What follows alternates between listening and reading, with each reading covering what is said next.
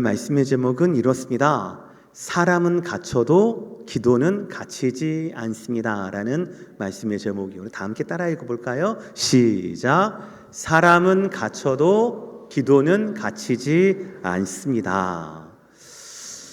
사랑하는 성도 여러분, 아마 생생하게 기억이 나실 텐데요. 5년 전 팬데믹을 기억하십니까?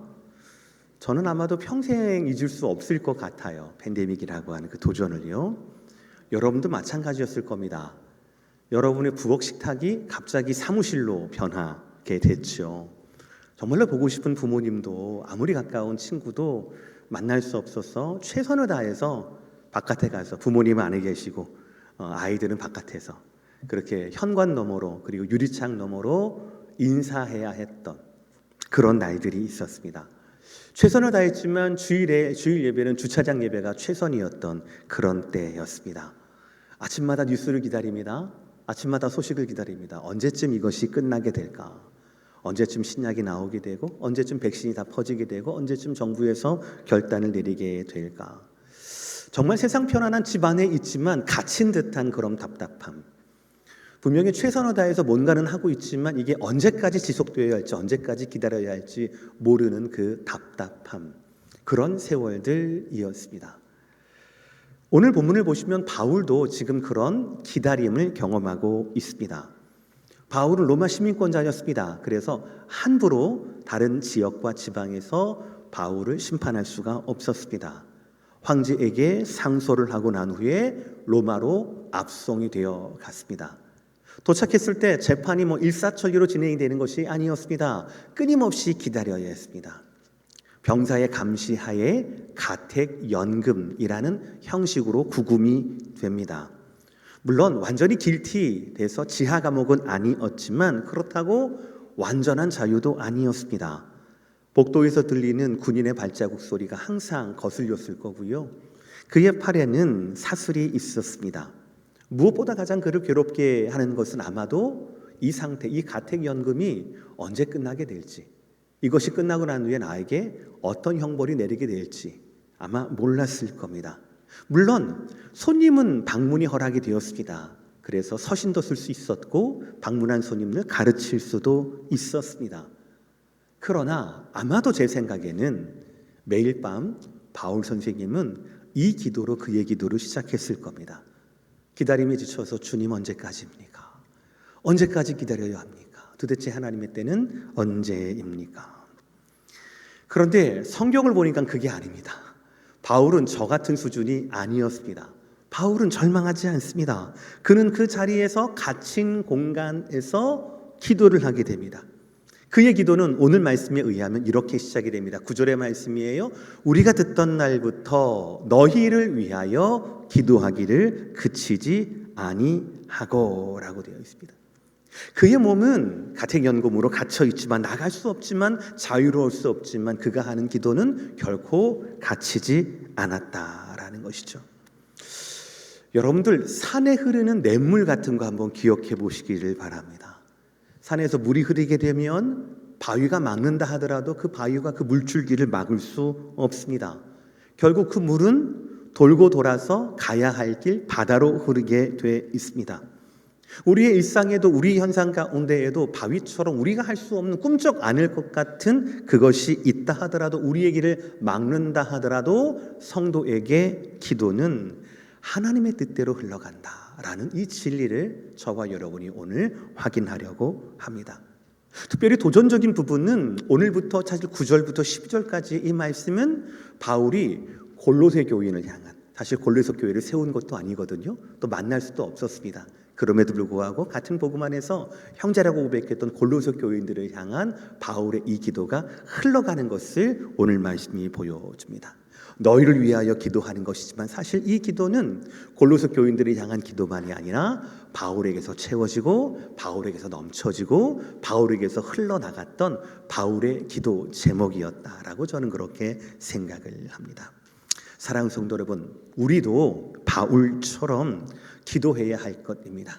당연히 하나님께서 형제와 자매를 두신 우리 이웃을 위하여, 성도를 위하여, 만날 수 없지만 병중에 계신 성도를 위하여, 또 저런 다른 곳에서 예배하는, 다른 시간대 예배하는, 현장에서 씨름하는 우리의 다음 세대를 위하여서, 또 만날 수는 없지만 선교사님들을 위하여서, 만날 수 있건 만날 수 없건 우리는 가둘 수 없는 기도로, 바울과도 같은 그런 기도로 하나님께 나아가야 할 것입니다. 왜냐하면 하나님께서 우리의 기도를 통하여서 그들을 붙들고 그들을 세우시기 때문에 그렇다라는 것이죠. 오늘 우리는 본문을 통하여서, 바울의 기도를 통하여서 무엇을 위해, 또 어떤 마음으로, 어떤 열매를 기대하며 기도해야 하는가라는 그 말씀을 확인하고려 합니다. 확인만 할 것이 아니라 저와 여러분이 가둘 수 없었던 기도의 사람 바울처럼 상황과 능력에 상관없이 기도의 향기로 하나님께 나아가고 드려질 수 있는 기도의 사람 되시기를 주의 이름으로 축복합니다. 세 가지를 말씀을 보겠습니다. 그런데 세 가지 말씀 한 구절 한 구절이 그냥 그렇구나, 바울은 그렇게 기도했구나 라고 하는 깨달음과 해석의 영역이 아니라 우리의 소원이 되기를 바랍니다. 믿으시면 아멘 하시길 바랍니다. 첫 번째, 그치지 않는 기도였다라는 겁니다. 우리 9절 상반절 한번 다 함께 읽어볼까요? 시작. 이로써 우리도 듣던 날부터 너희를 위하여 기도하기를 그치지 아니하고 구하오니. 바울의 기도 중에서 가장 눈에 띈 것은 그치지 않고 기도했다라는 것입니다. 왜 바울은 이렇게 그치지 않고 만날 수 없었던 골로새 교인들을 향하여서 기도해야만 했을까요? 골로새 교회에 문제가 생겼을까요? 아니면 골로새 교회가 해결하지 못하는, 그래서 옥중에 있는 바울에게 이거 좀 해결해 주세요, 답변해 주세요 라고 하는 어떤 특별한 이슈가 있었을까요? 그렇지 않습니다. 골로새서 1장 4절과 5절을 보시면 이미 바울은 골로새 교회에 있던 믿음과 사랑에 대해서 칭찬을 합니다. 그렇다고 골로새 교회가 완벽한 교회는 아닙니다. 골로새서 2장을 보시면 그 당시 초대교회에 사실은 굉장히 흔했던 약점이 있습니다. 거짓 교사들이 복음을 흐리는 그런 약점이 있기도 합니다. 그러니 골로새 교회는 양면 다 있는, 그냥 세상에 있는 굉장히 평범한 교회 중에 하나였습니다. 그런데도 바울은 그 골로새 교회를 향하여서 그치지 않고 기도한다라고 이야기를 합니다. 여러분, 우리가 어느 때 주로 기도를 합니까? 여러분, 어느 때 기도해야지라는 그런 생각이 드십니까? 우리는 보통 문제가 생기면 기도합니다. 그렇죠? 문제가 생기면 기도합니다. 맞아요. 위기 앞에 기도해야 합니다. 그러나 복음은 기도의 본질에 대해서 한 걸음 더 우리에게 더 나아가서 말씀합니다. 평안할 때도 기도해야 한다라고 말씀을 하세요. 왜냐하면 본질적으로 성도의 기도라고 하는 것은 상황 대응이 아니라 관계의 표현, 신분의 표현이기 때문에 그렇습니다. 조금 말이 어렵죠. 기도가 뭐라고요? 성도에게 기도가 뭐라고요? 어떤 상황에 대한 대응이 아니라 내가 누구인가에 대한 신분에 대한 표현이다라는 것입니다. 말씀을 드릴게요. 기도라고 하는 것은, 성도의 기도라고 하는 것은 하나님을 무엇이라 부르는 행동이죠? 하나님을 무엇이라 부른다고요? 그렇죠. 아버지라고. 3주밖에 안 됐잖아요. 하나님을 우리만 아버지라고 부를 수 있는 자녀의 호흡입니다. 자녀의 호흡이 기도인 거예요. 누구라고? 하나님을 아버지라고 부르는 거니까요. 그리고 우리는, 저도 그리스도 예수의 이름으로, 장로님도 그리스도 예수의 이름으로 기도하지 않습니까? 그러니까 그리스도 예수라고 하는 그 이름 안에서 연합이 되는 성도의 일상이 바로 기도입니다. 무엇보다도 우리가 어려움이 있을 때 우리는 기도를 통하여서 성령 하나님께 우리의 연약함을 도와달라라고 간구하는 자리입니다. 그러니까 기도라고 하는 것은 단순히 이게 필요합니다, 저게 필요합니다, 이걸 막아주세요, 저걸 해결해 주세요라고 하는 것이 아니라, 성도는 기도로 통하여 하나님께 나아가고, 교회는 기도를 통하여 서로 사랑을 합니다. 그리고 우리는 기도를 통하여 성령 하나님의 강하심과 능력을 맛본다라는 것이죠. 이것이 복음이 말씀하고 있는 기도의 본질이에요. 물론 어려움이 있으면 기도해야 되겠죠. 그러나 어려움 때문에 상황에 대응하는 것은 기도의 부분이지 기도의 본질은 아니다라는 것이죠. 그러나 오늘날 우리는 어떻습니까? 오늘날 우리의 기도는 어떻습니까? 기도가 우리의 호흡이나 우리 성도의 공기나 아니면 능력이 되지 않고 어느덧 기도가 선택이 되었습니다. 어느덧 기도가 우리에게 도구가 되어버렸습니다. 이 시대에 많은 사람들이 너는 할 수 있어 라고 가르칩니다. 이 시대 많은 성도들이 나도 할 수 있다라고 그래? 라고 하는 것을 믿어요. 현대사회는 이 본능을 종교처럼 전합니다. 숭배합니다. 당신은 충분합니다. 충분히 아름다워요. 당신 안에는 능력이 있습니다. 당신은 스스로 설 수 있습니다. 누가 뭐라고 해도 당신이 믿는 대로 생각하는 대로 그렇게 행동하세요. 이것을 복음처럼 여깁니다. 그 가르침의 결과 우리가 우리 사회가 조금 더 나아졌습니까? 행복해졌습니까? 아닙니다. 도리어 우리는 기도의 특권을 잃어버렸어요. 영적으로 말이에요. 기도의 특권을 잃어버렸습니다. 하나님을 아버지로 부를 수 있는 특권을 잃어버렸습니다. 그리스도 안에서 그리스도와 함께 연약하지만 동역할 수 있는 특권을 잃어버렸습니다. 내 능력이 아니라 성령 하나님께서 주시는 신비한 능력으로 그 능력이 나의 강함이 된다라고 하는 이 복음의 능력을 그 자리를 잃어버렸습니다. 이 모든 것들을 잃어버리고 자녀의 특권을, 동역의 특권을, 성령 하나님의 강하신 능력의 특권을 다 잊어버리고 내 힘으로만 살아가려고 합니다. 그것이 마치 마땅한 삶의 모습이 되어버렸습니다. 그러다 보니 기도가 자녀로서의 특권이 아니라 문제가 생겼을 때, 내가 지쳤을 때 급하게 찾는 돌파구 혹은 도구로 전락해버렸습니다. 우리는 호흡처럼 숨 쉬는 것처럼 기도해야 하는데 기도하면서 내가 하나님의 자녀라고 하는 것, 내가 예수 안에 있다라고 하는 것, 내가 내 힘으로 사는 것이 아니라 성령의 능력으로 산다라고 하는 것을 기도를 통하여서 우리는 확인해야 하는데 기도의 자리가 저와 여러분의 능력의 자리가 되어야 하는데 기도의 자리가 세상 사람들이 나를 무엇이라 부른다 하더라도 나는 하나님의 자녀라고 하는 것을 드러내고 확신하고 견고하게 쌓아가는 자리가 되어야 함에도 불구하고 기도는 우리의 위시리스트를 하나님 이거 주세요 저거 주세요 라고 하는 우리가 나름대로 할 길을 다 해고 난 다음에 그래도 부족할 때 우리는 기도를 선택하는 선택 혹은 도구가 되어버리고 말았다라는 것이죠. 아닙니다. 우리는 기도의 본질을 회복해야 합니다. 우리는 오늘 바울이 얘기했던 그치지 않는 기도라고 하는 그 기도를 회복해야 합니다. 그래서 우리는 눈앞의 문제가 아니라 하나님의 뜻을 아는 삶, 예수의 동역자로 사는 삶, 성령의 능력으로 사는 삶이라고 하는 이 존재, 우리의 정체성, 우리의 신분을 다시 회복해야 합니다. 어떤 기도를 통하여서요? 그치지 않는 기도를 통하여서요. 그치지 않은 호흡처럼 우리가 깨어 있을 때에도 우리가 의식이 없이 잠잘 때에도 그치지 않은 우리의 호흡처럼 우리의 기도도 성도의 기도도 하나님 앞에서 그치지 말아야 한다라는 것이죠.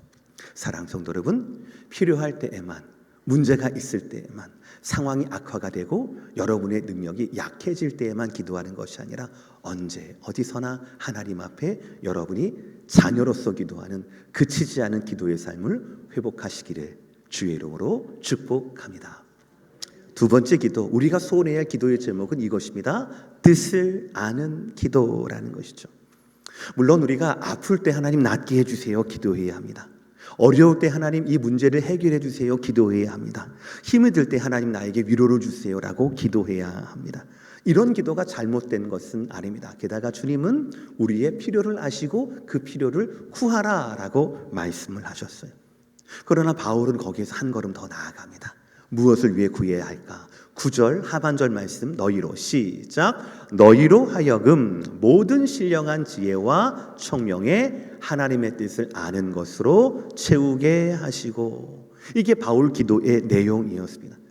바울은 스스로가 나를 여기서 나가게 해달라라고 기도하지 않았습니다. 골로새 교인들에게 나를 여기서 나가게 돼. 야, 너도 기도팀 짜가지고 계속 기도해. 릴레이 기도해. 라고 말하지 않았습니다. 바울의 기도의 제목, 그치지 않았던 기도의 제목은 무엇입니까?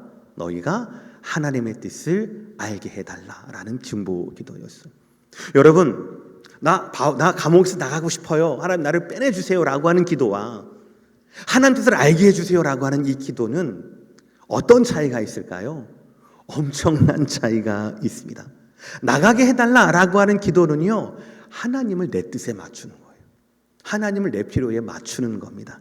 그러나 하나님의 뜻을 알게 해주세요라고 하는 기도는 나를 하나님께 맞추는 겁니다. 나가게 해달라라고 하는 주어는 나예요. 뜻을 알게 해달라라고 하는 주어는 하나님이십니다. 첫 번째는 내가 하나님을 설득하려는 기도입니다. 두 번째는 하나님께 나를 내어드리는 기도라는 것이죠. 굉장히 큰 차이가 있습니다. 여러분 생각해 보세요. 만약에 바울이 밤낮 기도하는 것이 하나님 언제입니까? 언제까지 기도를 해야 합니까? 제발 저를 이 감옥에서 나가게 해주세요 라고만 기도했다라면 어떻게 됐을까요? 매우 실망했을 겁니다. 문이 열리지 않는 것을 보면서 하나님을 원망했을 거예요. 낙심했을 거예요. 어제도 기도하고 그제도 기도했는데 하나님 왜 응답해 주시 않으시는 겁니까? 라고 낙심했을 겁니다. 그러나 바울은 하나님의 뜻을 구했습니다. 그는 감옥을 나가려 하지 않고 감옥 안에서 하나님의 뜻이 무엇인지를 구했다라는 것이죠. 바울에게 있어 기도는 현실에서 도망치는 것이 아니라 현실 가운데 하나님의 목적을 발견하는 것이었습니다. 이것이 지금 골로새 교회를 향한 중보기도뿐만 아니라 그 전에 자기를 채웠던 기도의 제목이었어요. 그래서 그는 이 감옥에서 예배소 교회를 향한, 골로새 교회를 향한, 빌립보 교회를 향한 하나님의 말씀을 기록할 수가 있었습니다. 그래서 빌립보서 1장 12절에 바울의 이런 고백이 가능한 거예요. 시작. 내가 당한 일이 도리어 복음 전파의 진전이 되었다라는 것입니다. 여러분, 어떻게 옥에 갇힌 것이, 자유를 잃어버린 것이 어떻게 복음 전파의 진전이 될 수 있겠습니까? 그동안에도 바울이 했던 것처럼 1차, 2차, 3차 전도 여정처럼 그냥 바울은 자유하게 놔두면 그의 모든 열정과 그의 모든 열심을 복음 전파를 위해 사용하지 않겠습니까? 어떻게 바울을 가두는 것이 복음 전파의 진전이 되었겠느냐라는 거예요. 그러나 바울은 그런 기도를 해요. 왜요? 상황, 내가 주어가 되는 기도가 아니라 하나님의 뜻, 하나님이 주어가 되시는 기도. 하나님 뜻에 의해서 내가 어디이든지 나는 하나님 뜻을 알기를 원하고 하나님 뜻대로 내가 사용되기를 원합니다 라고 하는 기도를 했기 때문에 그렇다라는 것이죠. 여러분, 다시 한번 9장 9절 하반절 말씀 한번 읽어보겠습니다. 너희로 하여금 말씀이 있어요. 너희로 하여금 모든 신령한 지혜와 총명에 하나님의 뜻을 아는 것으로 채우게 하시고라는 말씀입니다. 그러면 여러분, 이 말씀에서 하나님의 뜻을 아는 것은 무엇으로 채워진다라고 말씀합니까? 두 가지예요. 첫 번째가 뭐예요? 모든 신령한 지혜. 두 번째는 뭐예요? 총명입니다. 그러니까 저와 여러분도 어떤 상황 가운데 있다 하더라도 하나님의 모든 지혜, 모든 신령한 지혜와 총명을 알게 된다라면, 구하게 된다라면 우리가 무엇으로 채워지는 거예요? 하나님의 뜻을 아는 것으로 채워진다라는 겁니다. 여기서 신령한 지혜라고 하는 것은 그냥 단순히 똑똑하다는 것을 말하는 것이 아닙니다. 원어적으로 보면 이것은 하나님의 눈으로 세상을 보는 능력을 말하는 거예요. 이것이 신령한 지혜입니다. 한번 따라해 볼까요? 하나님의 눈으로 세상을 보는 지혜. 하나님의 눈으로 세상을 보는 지혜입니다. 무엇과도 같으냐면요, 여러분들 내비게이션하고 똑같아요. 지도하고 똑같은 겁니다. 여러분, 운전하실 때 보시면은요, 길이 막히면, 차가 막히면 길이 보입니까? 길이 안 보입니까? 안 보여요.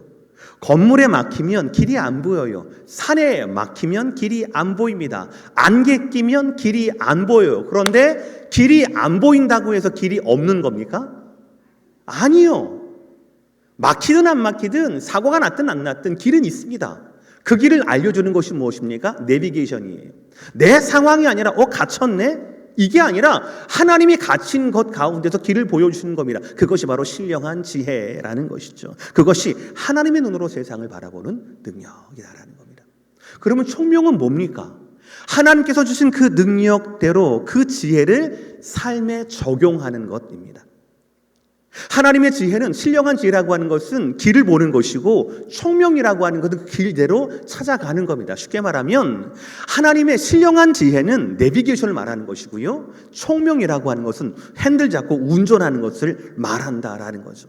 그러니까 하나님의 길을 알 뿐 아니라 우리에게는 그 길을 가야 하는, 막힐 것 같지만 그 길을 가야 하는, 안 보이는 것 같지만 그 길을 가야 하는, 내가 생각할 때 동적인 것 같은데 하나님 뜻대로 그 길을 가야 하는 하나님의 비전과 비전에 대한 순종이 바로 신령한 지혜와 총명이다라는 것이죠. 이 두 가지를 가지게 되면 우리는 하나님의 뜻을 아는 것이, 저는 너무 좋아하는 말씀이에요, 채워지게 된다라는 것이에요. 우리의 생각과 근심과 염려와 이런 것들로 채워지는 것이 아니라 신령한 지혜와 총명으로 하나님의 뜻을 아는 것으로 채워지게 된다라는 것이죠. 여러분, 오늘 바울이 단순히 하나님 뭘 원하십니까? 하나님 뭘 하실 건가요? 라는 수준이 아닙니다. 신령한 지혜와 총명이란 말은 바로 뭐냐면, 하나님, 이 감옥 안에서 어떻든 저도 주님의 뜻대로 살고 싶습니다. 하나님, 그 뜻을 분별할 수 있는 눈과 따라갈 수 있는 마음을 나에게 허락하여 주시옵소서. 길이 안 보이지만 길이 없는 거 아니잖아요. 하나님, 영적인 내비게이션과 그리고 운전할 수 있도록 나에게 그런 마음을 주십시오라고 기도한 게 바로 바울의 기도였어요. 여러분, 한번 곰곰이 생각해 보세요. 여러분의 기도가 깊어지는 순간들이 있었을 것 아니겠습니까? 언제 여러분의 기도가 깊어졌습니까? 하나님, 요거 해주세요, 저거 해주세요, 이것도 문제입니다, 저것도 문제입니다 라고 기도할 때 깊어졌습니까? 아니면 주어가 바뀌는 기도, 하나님, 저에게 무엇을 원하십니까? 하나님, 제가 무엇 하기를 원하십니까? 하나님, 내가 어떤 길로 가기를 원하십니까? 라는 기도로 바뀔 때, 기도의 주어가 나에게서 하나님께로, 내가 원하는 것에서 하나님께서 원하시는 것으로 바뀔 때, 그때 우리의 기도의 깊이가 달라졌다라는 것이죠. 여러분, 하나님의 뜻을 아는 기도, 이 기도가 성숙한 성도의 기도입니다. 더군다나 이 기도는요, 반드시 열매를 맺습니다. 가끔 열매를 맺는 것도 아니고요, 그럴 수도 아닐 수도 있고, 그것이 아니고요, 하나님의 뜻을 구하고 아는 기도는 반드시 그 열매를 맺습니다. 바울은 감옥이라는 어두운 현실 가운데에서도, 언제 끝날지 모르는 절망적인 상황 가운데에서도 하나님의 뜻을 구하면서 그 열매를 이미 보고 있습니다. 다시 설명드리지만 내비게이션하고 너무너무 똑같은 거예요. 내비게이션 지도를 좀 축소를 해보면 1시간, 2시간, 아니 13시간이라도 내가 도착해야 할 목적지가 보입니까? 안 보입니까? 보여요. 지도 안에선 보인다고요. 내 눈에서는 안 보여도 지도 안에선 보인다고요. 상황 따라 기도하는 것이 아니라 하나님의 뜻대로 기도하는 것. 그러니 보고 기도하는 거니까, 무엇이 어떻게 이루어질지 보고 기도하는 거니까 이 바울의 기도가 얼마나 기쁨으로 충만하겠습니까? 우리는 이제 궁금해야 합니다. 도대체 어떤 열매를 말하는 것일까? 바울이 옥에서도 그치지 않고 절망 가운데도 기쁨으로 기도할 수 있는 이유, 하나님이 바라보게 하신 그 열매가 무엇일까? 우리도 절망 가운데 상황에 매이지 않고 하나님께 늘 그치지 않고 기쁨으로 기도할 수 있는 그 열매, 우리가 바라봐야 할 하나님의 뜻이 과연 무엇일까? 3가지 말씀이에요. 그것이 오늘 말씀 10절과 11절과 12절에 나와 있습니다. 우리 천천히 다 함께 읽어봅시다. 시작. 주께 합당하게 행하여 범사에 기쁘시게 하고 모든 선한 일에 열매를 맺게 하시며 하나님을 아는 것에 자라게 하시고 그의 영광의 힘을 따라 모든 능력으로 능하게 하시며 기쁨으로 모든 견딤과 오래 참음에 이르게 하시고 우리로 하여금 빛 가운데서 성도의 기업의 부분을 얻기에 합당하게 하신 아버지께 감사하게 하시기를 원하노라. 아멘. 보시면 하나님, 우리 바울은요, 지금 아직 이루어지진 않았지만 확신하면서 너희가 3가지 열매를 이루게 될 거야, 하나님 뜻을 알게 되면 3가지 열매를 이루게 될 거야 라고 그것을 바라보면서 기도하고 있습니다. 이건 단순한 바람이 아니에요. 하나님을 아는 기도가 반드시 가져다 오는 필연적인 열매입니다. 마치 사과 씨앗을 뿌리면은요, 반드시 몇 개월 있다가 싹이 난다라는 것을 믿으면서 기도하는 것과 똑같다라는 것이죠. 첫 번째, 바로 뭐냐? 행동의 열매입니다. 우리의 삶이 바뀌는, 우리의 행동이 바뀌는 겁니다. 10절 말씀 뭐라고 합니까? 모든 선한 일에 이르게 열매를 맺게 하시며 라고 되어 있습니다. 기도는요, 진정한 기도는 도피가 아닙니다. 진정한 기도는 순종을 향해 나아가는 힘을 갖습니다. 바울은 감옥에서 손을 놓고 있지 않았습니다. 하나님 뜻이 있으니까 내 자유를 제한하셨겠지. 엎어진 김에 쉬어간다고 여기서 좀 쉬었다가 몸 좀 만들었다 가야지. 이렇게 하지 않았습니다. 바울은 그 옥중에서 편지를 썼습니다. 동역자들을 격려했습니다. 하나님의 일꾼들을 세웠습니다. 감옥이 그의 몸을 가두었지만 감옥이 그의 사역과 기도를 가두지 못했다라는 것이죠. 굉장히 중요한 지점이에요. 우리는 종종 착각합니다. 기도의 종이라고 불려지면서 우리는 그냥 기도만 하는 사람이 기도의 종이라고 생각을 합니다. 아닙니다. 착각입니다.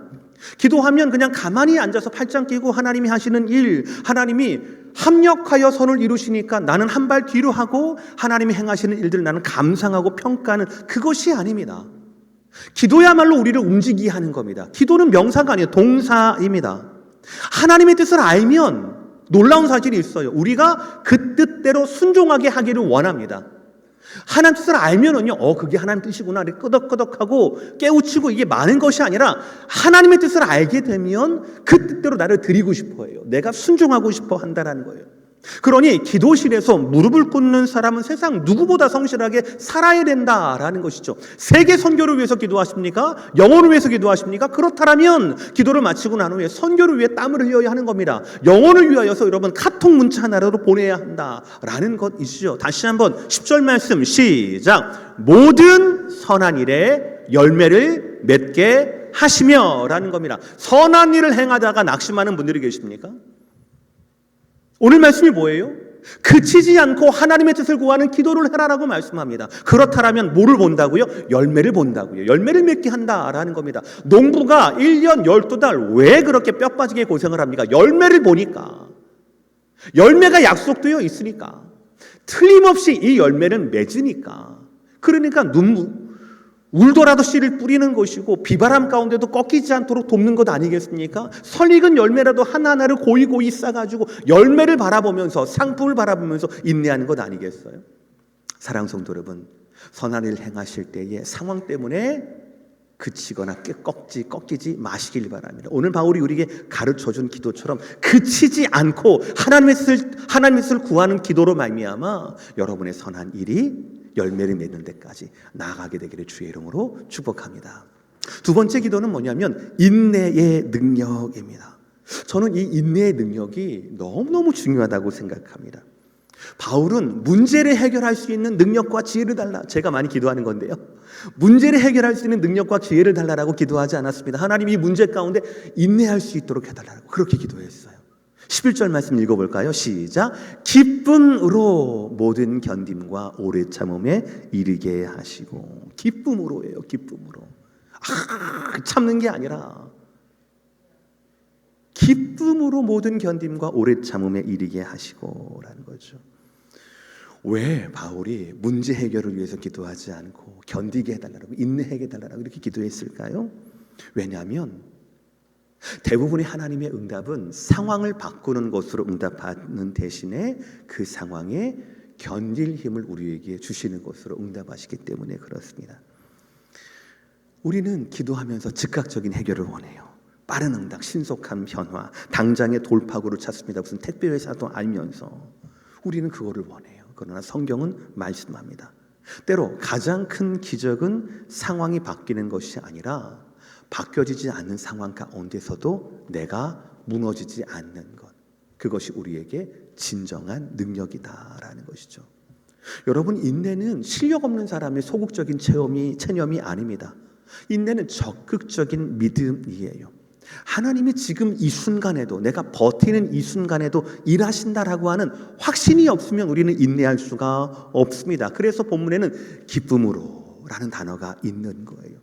억지로가 아니라 죽지 못해 사는 것이 아니라 견딜 수 없으면 어떡해요? 뭐 버텨야 되죠. 다른 방법이 없잖아요. 이것이 아니라 기쁨으로 견딘다라는 것이죠.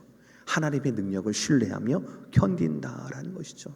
무엇보다 바울은 삶으로 이것을 보여주었습니다. 감옥이든 어떤 상황이든지 그는 무너지지 않았고 오히려 더 하나님의 능력을 뜻을 구하고 찾고 전했다라는 것이지요. 이민자인 우리 모두에게 필요한 진정한 능력이 저는 인내의 능력이라고 생각합니다. 단순히 버티는 게 아니라 기쁨으로 인내하는 능력이 있기를 바랍니다. 우리 옆 사람 바라보시면서 우리 축복합시다. 기쁨으로 인내하시기를 축복합니다. 우리 인사하실까요? 시작. 기쁨으로 인내하시기를 축복합니다. 아멘. 마지막 바울의 기도의 정점이에요. 바로 감사의 찬양입니다. 12절 말씀 시작. 아버지께 감사하게 하시기를 원하노라. 지금 바울이 어디에 있어요? 감옥에 있어요. 가택연금 중이에요. 근데 감사하기를 원한다. 나뿐 아니라 너희가 감사하기를 원한다. 이 감사가 바울에게 흘러 넘치는 거죠. 흘러 넘쳐가지고 얘기를 하는 겁니다.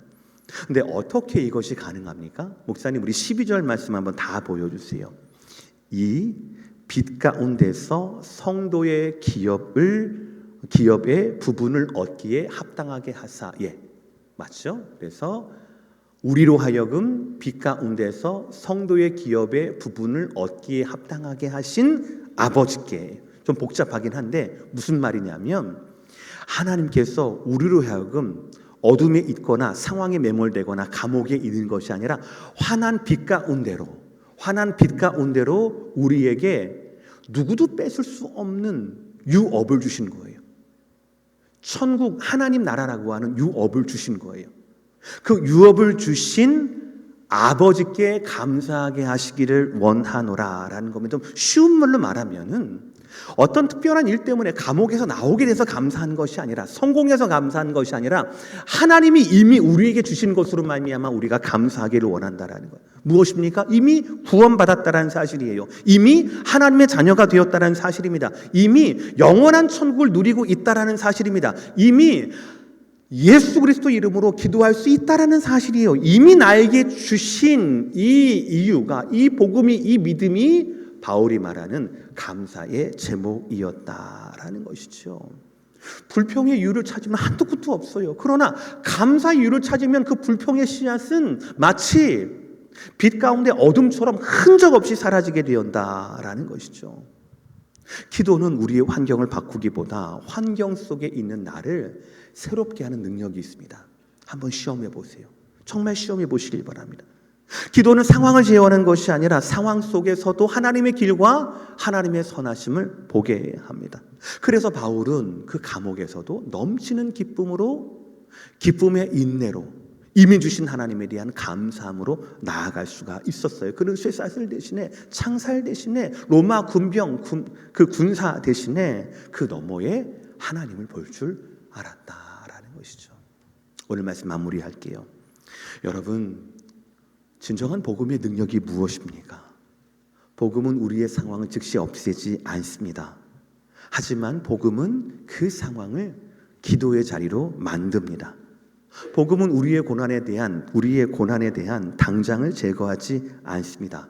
그러나 그 고난 가운데도 찬양할 수 있는 자유를 우리 가운데 주십니다. 여러분 모두가 다 아마 나름대로의 어려움 가운데 있을 겁니다. 나름대로의 자유가 구속된 가운데 있을 겁니다. 무슨 말이냐면 예전처럼 건강하지 않는, 질병으로 고생하는 분들이 계시지요. 예전처럼 재정적으로 넉넉하지 않는, 재정의 압박에 눌려 계신 분들도 계실 겁니다. 예전엔 그렇지 않은데 요즘 따라 신분을 막 따지고 묻고 해서 외출조차 좀 힘든 분들도 계실 수 있습니다. 관계의 상처가, 자녀에 대한 문제가 있을 수 있습니다. 과거에 했던 아주 지나친 큰 실패와 좌절이 그게 나를 만들어 놓는, 나를 여태까지 지배하고 잡아먹는 분들도 계실 수 있습니다. 우리의 상황은 그렇다 하더라도 오늘 바울을 통하여서 바울은 우리에게 말씀합니다. 뭐라고 말씀합니까? 그 자리에서 기도하라라고 말씀을 하세요. 그 자리가 어떤 자리이든 그 자리에서 기도하라라고 합니다. 어떻게요? 그치지 않고요. 무엇을요? 하나님의 뜻을 아는 것을요. 어떻게 기도합니까? 하나님의 주시는 열매를 바라보며 기도하라라고 말씀하고 있습니다. 오늘 바울은 기도를 통하여 그의 감옥을 하나님 성전으로, 하나님의 보좌 앞으로 바꿉니다. 그의 고난이 그의 복음을, 그의 믿음을 가두지 못했습니다. 오히려 그곳에 그는 가장 아름다운 서신을, 가장 깊은 신학을, 가장 능력 있는 기도를 드리게 되었습니다. 사랑 성도 여러분, 이제 아멘한 우리의 차례입니다. 기도하십시오. 그치지 않고 기도하십시오. 상황이 아니라, 여러분이 주어가 되는 기도가 아니라 하나님의 뜻을 아는 기도를 위해서 기도하십시오. 인내하시되 하나님의 약속을 보고 붙들면서 기쁨으로 인내하시기를 원합니다. 복음은 갇혀 있어도, 복음의 사람은 갇혀 있어도 기도는 가둘 수 없습니다. 바울이 그것을 증명했습니다. 이제는 저와 여러분이 증명할 차례입니다. 어떤 기도의 제목이든 어떤 상황이든 여러분의 자리를, 기도의 자리를 만들고 하나님의 뜻이, 그 빛이 밝히 오는 그 자리를 만들어서 하나님께 감사의 찬양과 기도할 수 있는 저와 여러분 모두가 되시기를 주의 이름으로 축복합니다. 기도하시겠습니다.